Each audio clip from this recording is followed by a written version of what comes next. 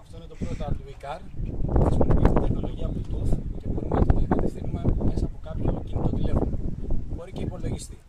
Εμείς το έχουμε κάνει έτσι ώστε να μπορούμε να το ελέγξουμε μέσα από κάποιο Android τηλέφωνο. Πληροφορίες για την εφαρμογή και τον κώδικα μπορείτε να βρείτε στη σελίδα μας στο ίντερνετ. Θα σας δείξουμε λίγο την εφαρμογή.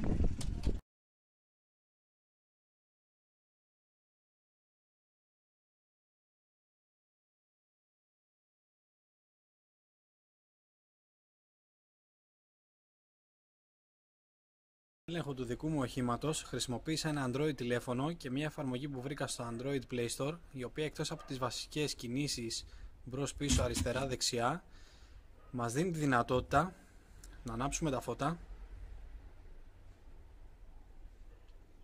να τα σβήσουμε και από εδώ πέρα να μπορέσουμε να ρυθμίσουμε την ταχύτητα που θέλουμε εμείς. Έτσι, για παράδειγμα, αν έχουμε εδώ, μπορούμε να δούμε ότι το όχημα κινείται έτσι, και αν το βάλουμε τέρμα είναι εμφανές ότι το όχημα κινείται πολύ πιο γρήγορα. Θα σας δείξουμε τώρα το ιστορικό του οχήματος.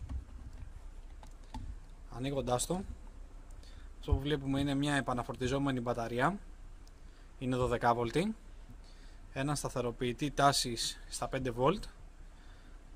Εδώ είναι το L293, είναι ένα ολοκληρωμένο που χρησιμοποιούμε για την οδήγηση των κινητήρων. Φυσικά το Bluetooth module και το Arduino Uno. Αυτό που έχω κάνει εγώ στο όχημα είναι να προσθέσω και φωτισμό, εξίσου εδώ αυτά τα καλώδια, μπρος πίσω, και για να μην το ανοίγω κάθε φορά που θέλω να το προγραμματίσω, έχω προσθέσει στο κάτω μέρος του, εκεί που ήταν κανονικά οι μπαταρίες, καλώδιο σύνδεση με τον υπολογιστή.